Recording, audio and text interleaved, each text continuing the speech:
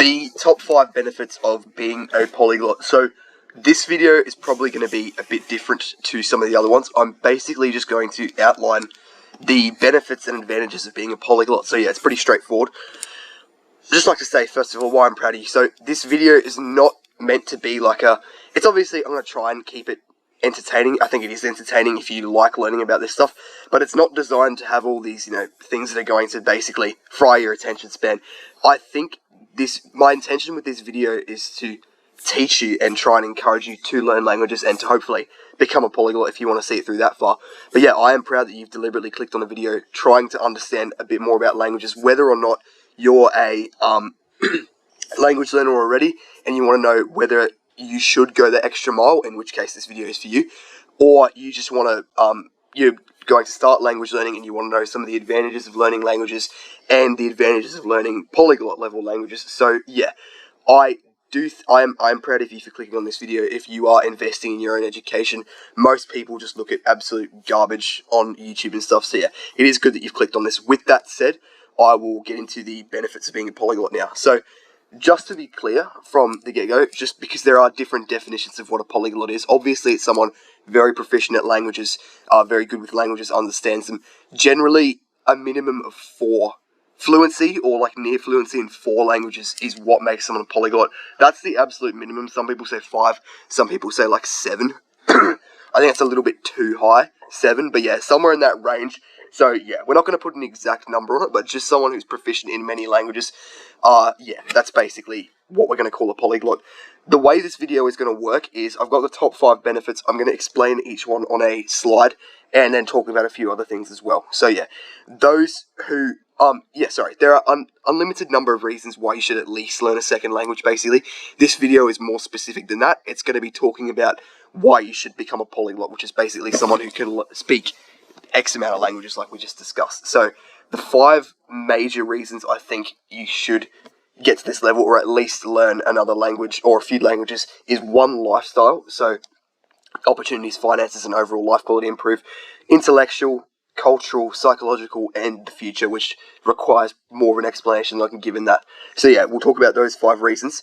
Just to be clear, my experience as an actual language learner, I can speak 2.5 languages. So I speak English, I speak Italian, and I'm learning Russian.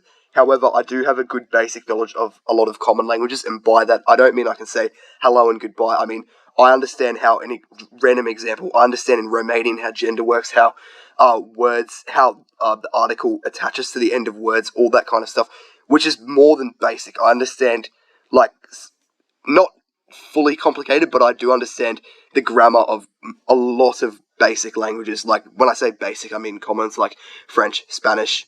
Romanian's not that common, but also languages like Swedish, I understand some basics in. So I can read basic, like for example, I don't know that much Spanish, or French for that matter, but I can read big, easy text in Spanish and French basically easily because I know Italian, and also because I have studied them a little bit. So I'm not a true polyglot in the sense that I've mastered 4 or more languages, whatever you think the amount should be, but I have a basic knowledge of many, many languages, and I speak 2.5, as well as I have a good general knowledge of language learning as a discipline. So I am going to try and answer this question of advantages of being a polyglot. I understand if you don't want to watch that, but yeah, I've just got written in gold. I'm going to read this word for word, basically, just so I can say it, because I wanted to make sure I said everything. So yeah, I've taught friends and family parts of languages they want to know on command. So if they want to understand something in Italian or any language I know, even if I don't know the language, I know that part, I can explain it to them. I've speed learnt parts of languages as well, so when someone asks me about something I don't know, I've speed taught myself so I can teach them. All to high degrees of success as well. I've been able to teach many different people, different parts of languages in like people I know personally. And yeah, not to brag, I'm just trying to be transparent with what I know, so you don't walk into this thinking I speak 15 languages or I speak absolute jack shit. So I have mastered a few, and I've mastered the basics of many. But yeah, I believe I am qualified to kind of answer this question, even though I'm not a true polyglot, because I have experienced many of these benefits. And overall, my goal in this video is not to talk about stuff I've done or haven't done, which I'm not going to do. It's basically to encourage you to learn languages. So if I have to talk about this despite me not actually being it, and that gets you to learn a language, I'm happy with myself, because that's my goal. It's entirely benevolent. I only want you to start doing something you've probably thought about, and I just want to encourage you to learn and be a better person. So yeah, I understand if you click off, but that is my intention. Number 1, lifestyle. So there's no doubt that the life you live improves dramatically when you can speak multiple languages. Obviously, you can move countries, you have the freedom to travel and work almost anywhere as long as you speak the language in that country, or sometimes even if you don't speak the language in that country, because that country might want someone who can speak your language, and then you can fly there and work there and communicate and do whatever role they need. Basically, as far as I'm concerned, if you're a polyglot, that's 10 times the opportunities more than a monolingual, because not only do you speak 5 languages, you think it might be 5 times or more, but there are roles that require dual language ability that you can't have with any one language. There are just communication is one of the most important things. It's always going to be needed. It's especially needed now in a global economy, and employees that can work and communicate anywhere are a valuable and rare commodity. Even if that's not their principal job, just having the ability to just go and work somewhere on command or on demand is extremely valuable. And yeah, it is rare as well because most people can't. I'm not sure if I mentioned this already, I might have it written later in the PowerPoint, but yeah, polyglots by that minimum standard of 4+ languages are less than 3% of the population. So you are rare. It's the bonus tip as well. Spanish, French, Mandarin, and obviously English, but presumably you already know that, are the most desirable languages. Spanish and French are obviously easy. Mandarin's obviously very hard, although it is very desirable. A study found somewhere you can disregard this. I think it's pretty much common sense, but you can disregard the exact figure if you want. Multilingual employees make 19% more than monolingual employees, so people who speak one language. So yeah, I think that was pretty much common sense though. Being a polyglot, I think in general is just freedom. So you're not bound to a single country. Obviously, you can live in countries without speaking their language. I have not lived in other countries, but I've visited them and I know people that have.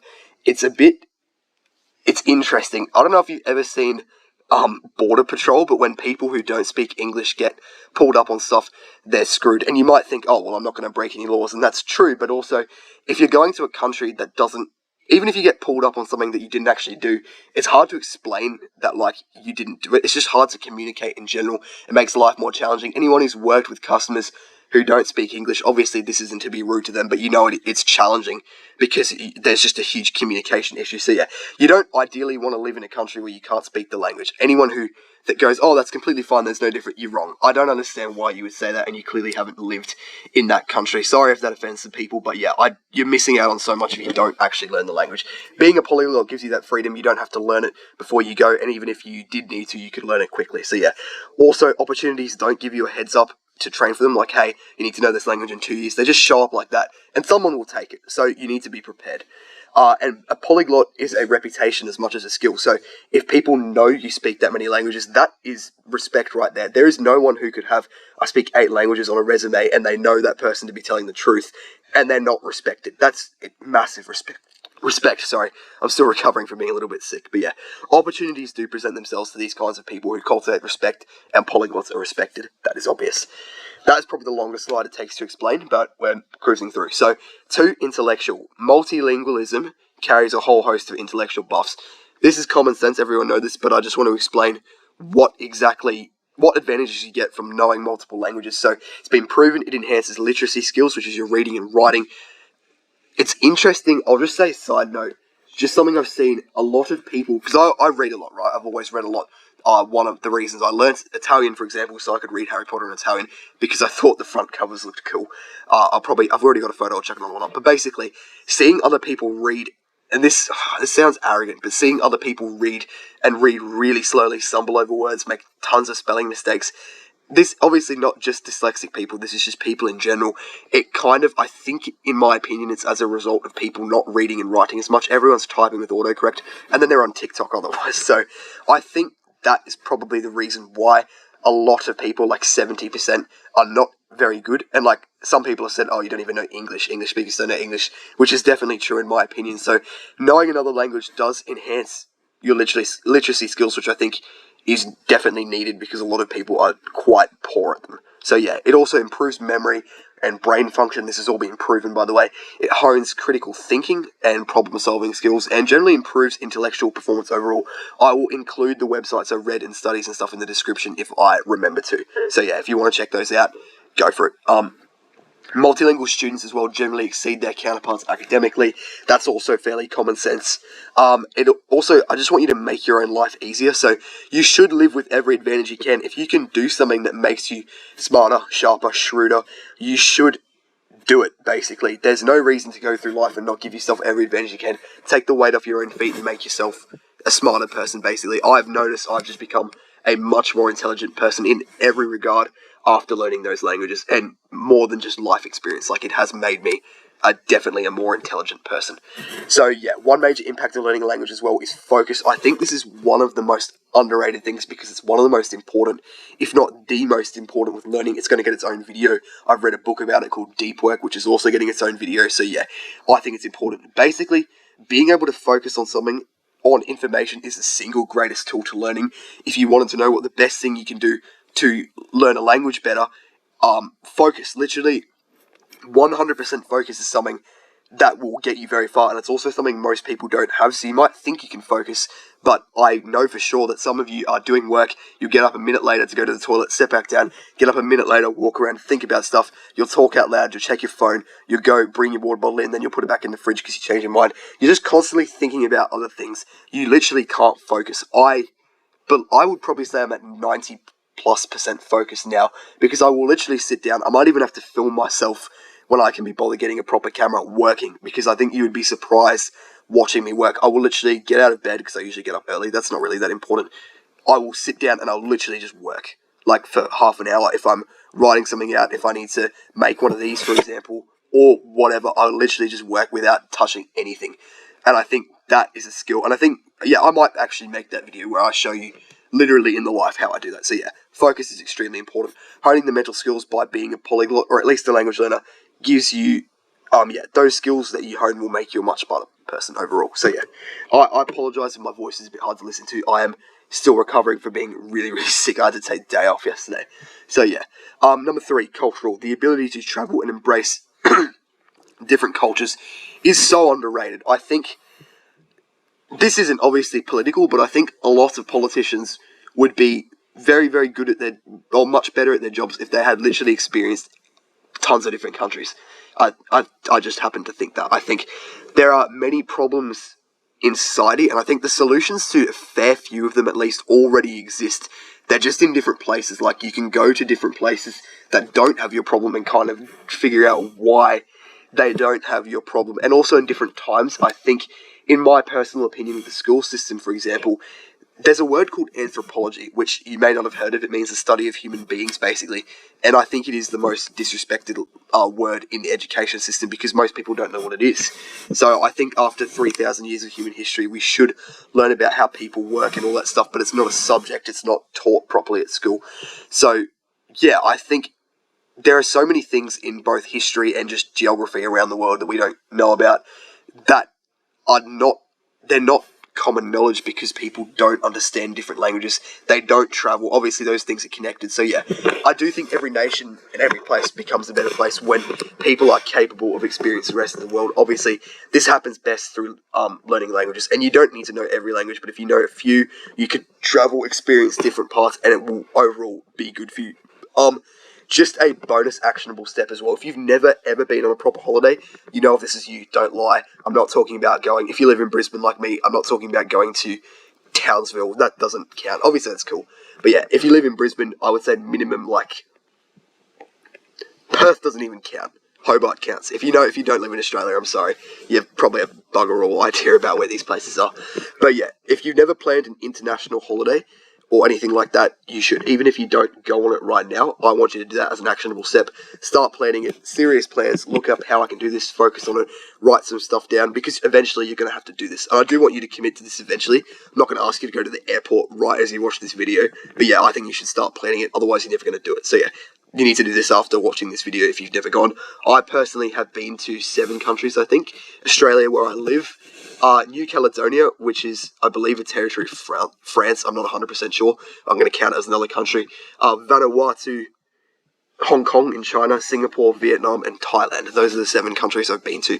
And I've been to all 6 states in Australia where I live, which is, most countries have way more states than 6. Like the US has 50, so there aren't many people that can say they've been to every state in their country. But yeah, I can. So I am well travelled in my opinion. But yeah, people need to be well-travelled. I think that is, it gives you stories to talk about in your life. You're a more interesting person. You grow more. You learn a lot. Like going to Vietnam, like Jesus Christ, the amount of stuff I learned. Like getting told it is nothing. You need to actually go there and see it. It kind of peels back a layer of yourself, and you lose a lot of ignorance going there. So yeah. Sorry again for being sick. I'm not going to apologise for it anymore because I'll get even more sick.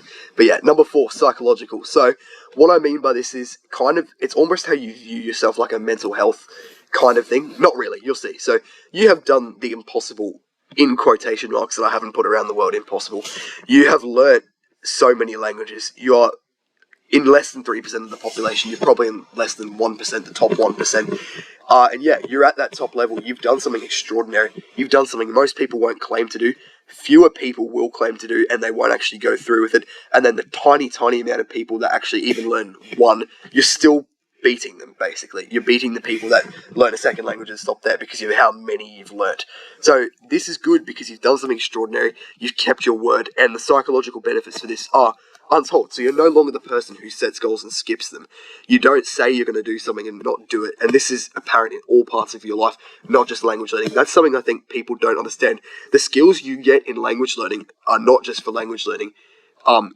Keep them throughout your life in every area. They will help you constantly. So if you're like me, for example, you probably feel terrible from now on if you give up on skip things. So when I know I should go to the gym, for example, and I don't, which is rare, it's more like leaving early. I don't really skip it anymore. But yeah, you feel terrible when you do things like that, which is a good thing for you, I think, because it holds you accountable. Whereas if you feel good skipping things, what kind of person are you going to be? Like, imagine that the person who feels bad skipping things that are good, and the person who feels good skipping things that are good. Who's going to turn out better? The person who feels bad because they're going to stop doing it. It feels bad. Feelings like feeling good is the reason people do most things, in my opinion. So yeah, you're now disciplined. You can see things through, even when you're not always motivated. You're not always going to want to learn a language, but as I've said before, if you keep doing it even when you don't feel like it, when you go back into that stage of feeling like it, which will be soon, you'll look back and you'll be like, good, because I'm closer to my goal now. If I just didn't do it when I didn't feel like it, I'd be further away, and that would suck.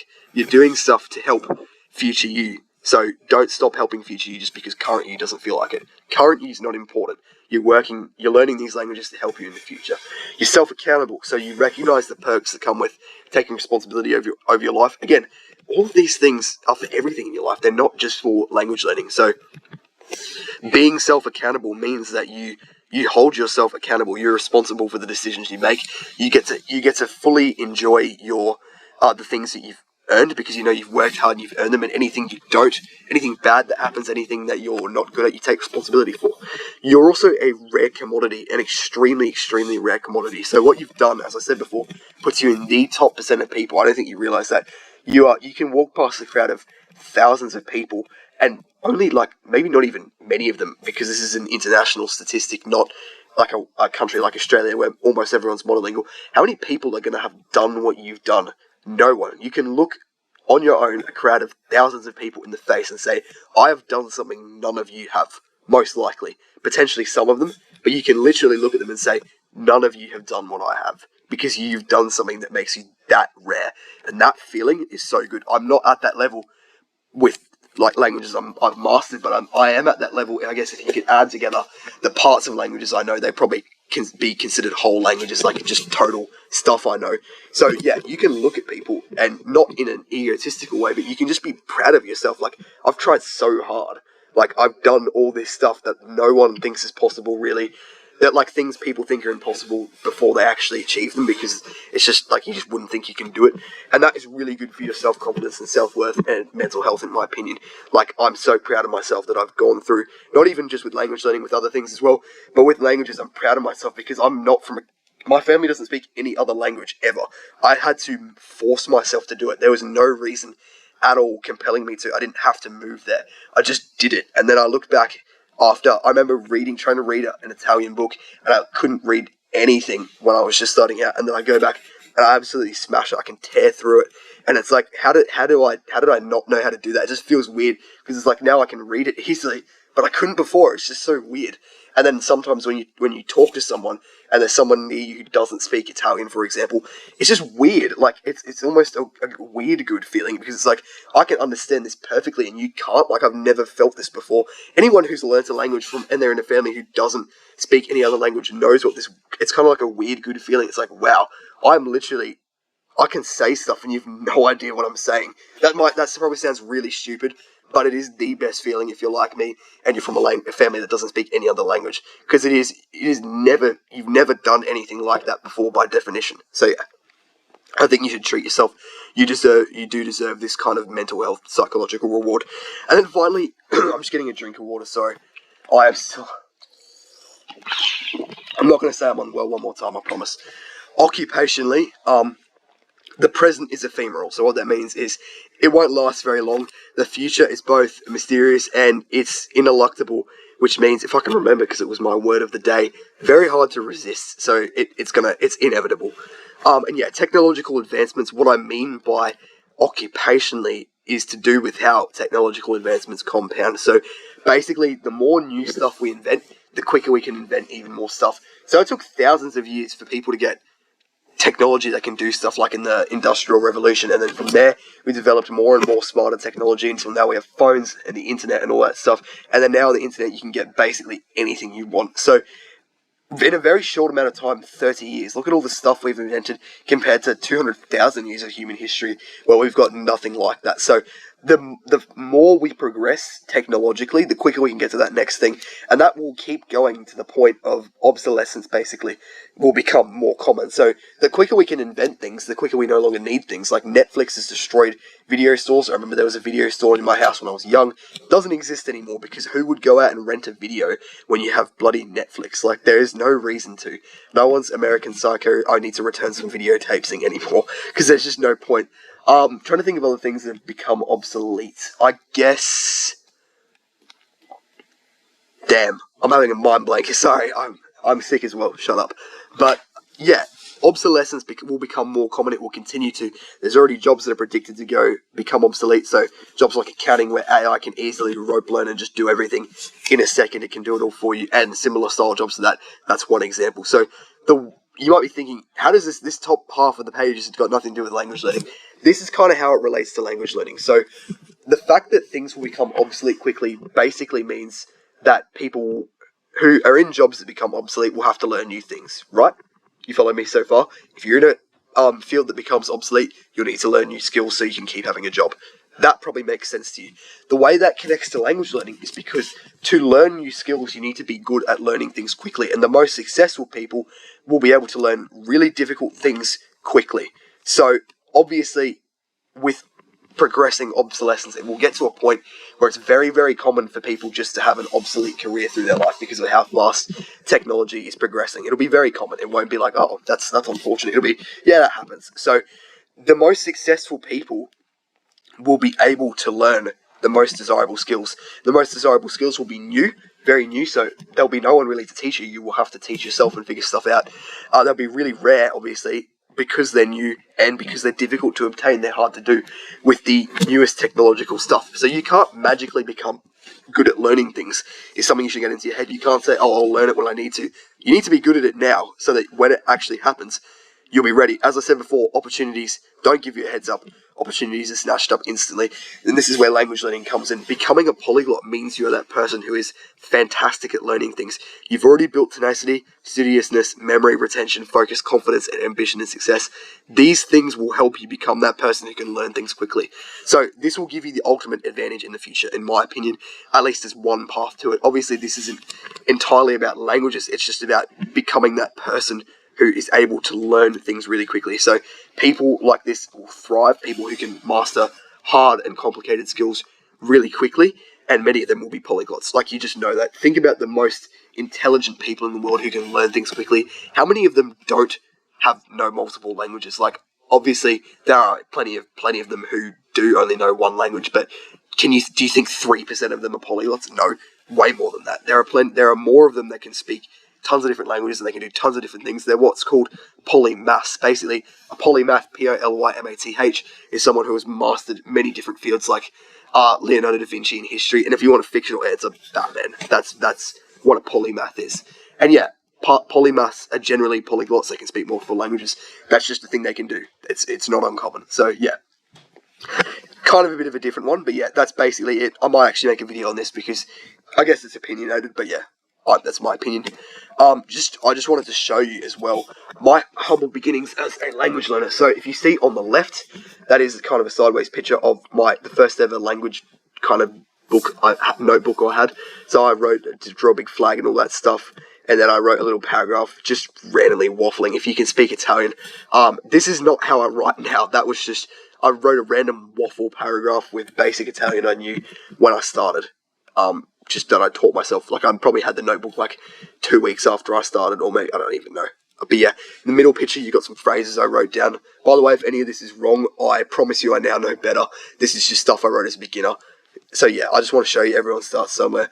That was me writing stuff out in my notebook that I had really no idea what it meant and I had to learn it all, which is kind of interesting looking back. And then right side top, I had the Duolingo lessons before they changed it, written out, ticking them, because that was how I started basically with Duolingo. Obviously, I'm better at it now, so I don't need that. But yeah, that was how I got interested. Side note, I don't like when people trash Duolingo, because when really successful language learners say Duolingo is absolute shite, it's terrible.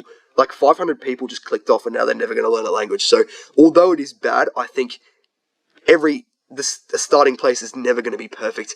I believe in starting anywhere. It's something I believe. If you need to start with Duolingo, you do that if that makes you happy and invests you into it.